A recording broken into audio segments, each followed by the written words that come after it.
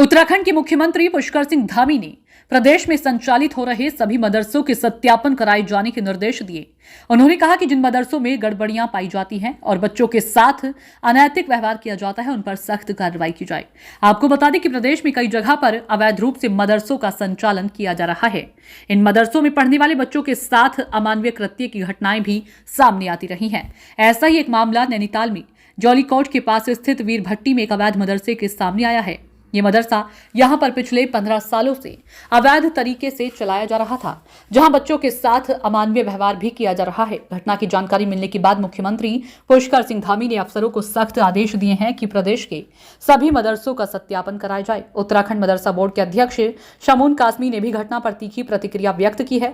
उन्होंने सख्त लहजे में कहा कि सभी मदरसों का सत्यापन कराया जाएगा। आपको बता दें कि सिटी मजिस्ट्रेट के नेतृत्व में एक टीम इस मदरसे का निरीक्षण करने पहुंची थी, जिसके बाद पूरे मामले का खुलासा हुआ था।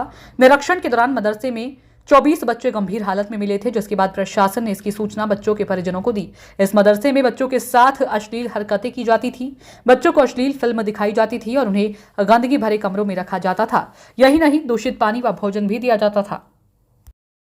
माननीय मुख्यमंत्री जी श्री पुष्कर सिंह धामी जी, उनका एक विजन है, सबका साथ, सबका विकास, सबका विश्वास और सबका प्रयास।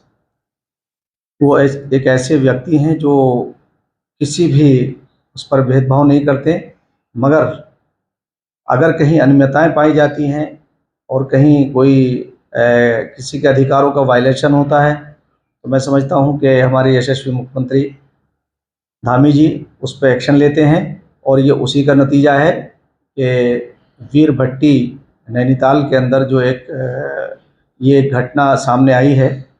और बड़े अफसोस की बात यह है कि उन बच्चों के साथ जो अमानवीय व्यवहार किया गया है वो बहुत ही तकलीफदेह है। और माननीय मुख्यमंत्री जी ने, क्योंकि वो एक मानव प्रेमी भी हैं और इस उत्तराखंड राज्य को वो एक आदर्श राज्य बनाना चाहते हैं, तो जाहिर है कि मदरसों में मैं समझता हूं कि जो मदरसों के संचालन कर रहे हैं, उनके संचालकों को या तो उनमें योग्यता नहीं है या वो उनकी अनदेखी कर रहे हैं। यानी ऐसा अमानवीय व्यवहार बच्चों के साथ होना ये बहुत ही अफसोस की बात है, निंदनीय है, और उसके ऊपर कठोरतम कार्रवाई भी की गई है। और मैं समझता हूं कि इस पर कोई समझौता भी नहीं किया जाएगा। और हम मदरसों को इसके लिए पाबंद कर रहे हैं कि वो अपने एक तो पंजीकृत को अनिवार्य करेंगे हम, ये सबका यहाँ, वो हमारे मदरसे में पंजीकृत भी नहीं थे, और क्या गतिविधियां हैं उसका हम अपने पूरे उसमें संज्ञान भी लेंगे। और जितने भी मदरसे हैं उन सबका वेरिफिकेशन, सत्यापन ये बहुत ज़रूरी है। माननीय मुख्यमंत्री जी ने जो आदेश दिया है, हम उसके ऊपर पूरी तरह से उसे लागू करेंगे।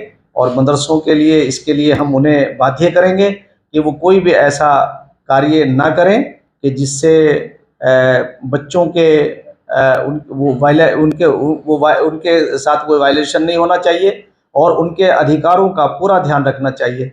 एजुकेशन की गुणवत्ता, इन सब पे ध्यान देना चाहिए। मैंने आज एक सर्कुलर हम जारी भी कर रहे हैं सारे मदरसों को, कि हमने उनसे कहा है कि किसी भी जगह कोई ऐसी, यानी सफाई का, सुथराई का, उनके स्वास्थ्य का ध्यान रखें, इसलिए कि ये बच्चे मुल्क का मुस्तकबिल हैं। और इसीलिए हमने ये तय किया है कि माननीय मुख्यमंत्री जी के नेतृत्व में हम इन मदरसों को मुख्य धारा से जोड़ेंगे और राष्ट्रवाद की विचारधारा से जोड़ करके ये देवभूमि है और देवभूमि की गरिमा को हर तरह से बरकरार रखा जाएगा।